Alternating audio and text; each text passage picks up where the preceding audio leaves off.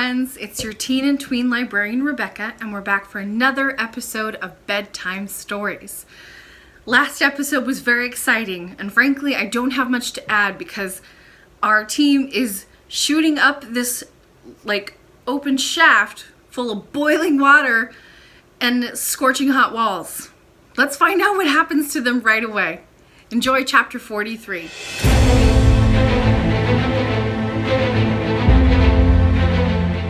Chapter 43. Shot out of a volcano. They'll be fine. Yes, the compass had gone mad. The needle was swinging jerkily from one pole to the other, indicating every point of the compass in turn, and spinning round as if it were giddy. I was well aware that, according to generally accepted theories, the mineral crust of the globe is never in a state of complete rest. The changes produced by the decomposition of its constituent matter, the agitation caused by great liquid currents, and the action of magnetic forces all tend to disturb it, even though the creatures living on the surface may imagine that it is all quiet down below. This phenomenon by itself would therefore not have alarmed me, or at least it would not have suggested to my mind the dreadful suspicion which occurred to it. But there were other facts, other circumstances of a special kind which I could no longer ignore. Loud explosions could be heard with increasing frequency. I could only compare them with the noise which would be made by a great number of wagons driven at full speed along a cobbled street. Before long, this noise had become a continuous roll of thunder. Then, the maddened compass, shaken by the electric phenomena, confirmed me in my opinion. The mineral crust was threatening to burst, the granite masses to join up, the fissure to close, and the void to be filled while we poor atoms will be crushed in this formidable embrace. Uncle, I cried, we're done for. What are you so frightened about now? He replied with astonishing calm. What's the matter? What's the matter? Look at these shaking walls, this quivering rock, this torrent heat, this boiling water, these clouds of steam, this crazy needle, all the usual signs of an earthquake. My uncle gently shook his head. An earthquake, he said. Yes, my boy, I think you are mistaken. What? Don't you recognize the symptoms of an earthquake? No, I'm expecting something better than that. What do you mean? An eruption, Axel. An eruption? You mean to think that we are in the shaft of an active volcano? I do, said the professor with a smile, and I think it's the best thing that could happen to us. The best thing? Had my uncle gone out of his mind? What did he mean? And how could he be so calm and smiling? What? I exclaimed. We are caught in the midst of an eruption. Fate has flung us in the path of burning lava, molten rock, boiling water, and all sorts of eruptive matter. We are going to be thrown out, expelled, rejected, vomited, spat into the air along with the fragments of rock and a rain of ashes and cinders, in a whirlwind of flame. And you say that that is the best thing that could happen to us? Yes, replied the professor, looking at me over the top of his spectacles, because it's the only chance we have of returning to the surface of the earth. I will say nothing of the countless ideas which then crossed each other in my mind. My uncle was right, absolutely right, and never had he struck me as bolder or more self-assured than at that moment when he was calmly working out the chances of being involved in an eruption. In the meantime, we went on rising. The night went by in this continued ascent, with the din around us growing louder all the time. I was almost suffocated and thought my last hour was approaching. Yet imagination is such a strange thing that I devoted myself to a really childish speculation. But I was the victim, not the master of my thoughts. It was obvious that we were being carried upwards by an eruptive thrust. Under the raft there was boiling water, and under that a whole mass of lava, an agglomeration of rocks which, when expelled from the crater, would be scattered in all directions. We were therefore in the chimney of a volcano. There was no room for doubt on that score. But this time, instead of an extinct volcano like Snæfell's, we were inside a fully active one. I therefore began wondering where this mountain could be, and in what part of the world were we going to be shot out.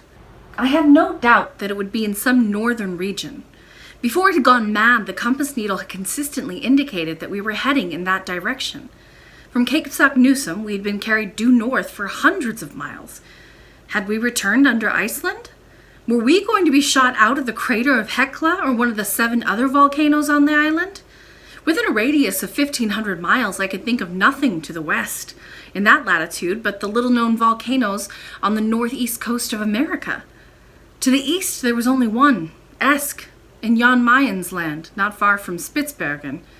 Certainly, there were no lack of craters, and some of them were big enough to spew out a whole army, but what I wanted to know was which one of them was going to serve us as an exit.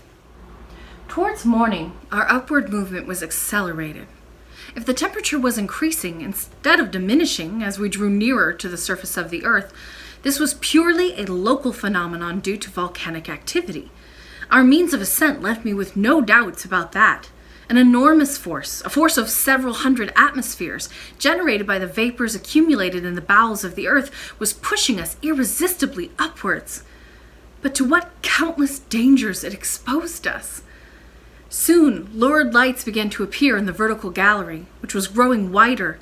On both right and left, I noticed deep corridors like huge tunnels from which thick clouds of vapor were pouring, while crackling tongues of flame were licking their walls. "Look, look, Uncle," I cried. "Those are just sulphurous flames. Nothing could be more natural in an eruption." "But what if they envelop us?" "They won't envelop us." "But what if we are suffocated?"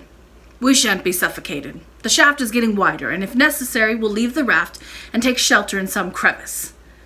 "And what about the rising water?" "There's no water left, Axel, but a sort of lava paste which is carrying us up with it to the mouth of the crater." The liquid column had indeed disappeared, giving place to a fairly solid, though boiling, eruptive matter. The temperature was becoming unbearable, and if we had had a thermometer, it would have registered over 70 degrees centigrade. I was bathed in sweat. If we had not been rising so fast, we should undoubtedly have been suffocated. However, the professor did not put into practice his idea of abandoning the raft, and it was just as well. However roughly joined together they were, those few beams provided us with a solid surface and a firm support which we could not have found anywhere else. About 8 in the morning, a fresh incident occurred for the first time. The ascent suddenly stopped, and the raft lay absolutely motionless. "What is it?" I asked, shaken by this sudden stoppage. "A halt," replied my uncle. Is the eruption calming down?" "I sincerely hope not." I stood up and tried to look around me. Perhaps the raft had been caught on a projection and was momentarily checking the eruptive mass. If so, it was essential to release it as quickly as possible. But this was not the case. The column of ashes, cinders, and rocks had itself ceased to rise. "Has the eruption stopped?" I cried. "Ah," said my uncle, gritting his teeth. "You are afraid it has, aren't you, my boy? But don't worry, this lull is only temporary. It has already lasted 5 minutes, and before long we shall be resuming our journey towards the mouth of the crater." While he was speaking, the professor kept his eye on his chronometer, and once again he was proved right. Soon the raft started moving again, and rose swiftly but jerkily for about 2 minutes. Then it stopped once more. "Good," said my uncle, noting the time. 10 minutes from now it will start again." 10 minutes? "Yes, this is a volcano with an intermittent eruption. It lets us draw breath every now and then at the same time as itself." This was perfectly true. At the given moment, we were shot upwards again at a tremendous speed, and we had to cling to the beams to avoid being flung off the raft. Then the thrust stopped. I have since thought about this strange phenomenon without being able to find a satisfactory explanation of it. All the same, it seems clear to me that we were not in the main shaft of the volcano, but in a lateral gallery where a sort of recoil effect was produced. How many times this happened, I cannot say. All I know is that each fresh impulse we were sent upwards with increased force as if we were on an actual projectile. During the short halts, we were nearly suffocated, and while we were moving, the burning air took my breath away. I thought for a moment of the bliss of suddenly finding myself in the polar regions at a temperature of 30 degrees below zero. My excited imagination pictured snowy plains of the Arctic countries, and I longed for the moment when I should be able to roll on the icy carpet of the pole. Little by little, in fact, my brain, weakened by so many repeated shocks, was giving way. But for Hans's arms, my skull would have been broken more than once against the granite wall. I have therefore no clear recollection of what happened during the following hours, but just a vague impression of continuous explosions, shifting rocks, and a spinning movement in which our raft was whirled around. It rocked about on waves of lava in the midst of a rain of ashes. Roaring flames enveloped it. A hurricane, which seemed as if it had come from a huge pair of bellows, was keeping up the subterranean fires. For the last time, I caught a glimpse of Hans's face in the light of the flames, and after the only feeling I had was the terror of a condemned man tied to the mouth of a cannon, just as the shot is fired and his limbs are scattered to the winds.